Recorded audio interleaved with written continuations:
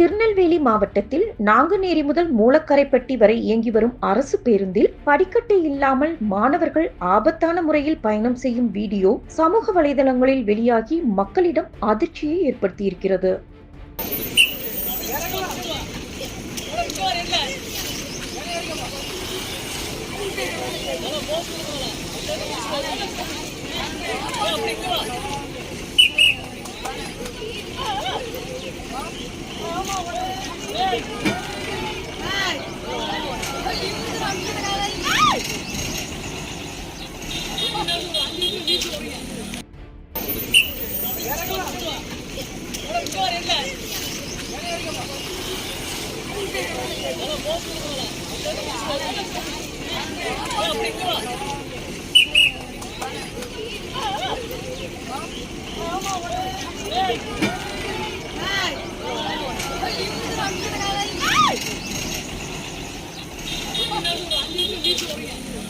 செய்திகளை உள்ளது உள்ளபடி தெரிந்து கொள்ள ரெஃப்ளெக்ட் நியூஸை சப்ஸ்கிரைப் பண்ணுங்க.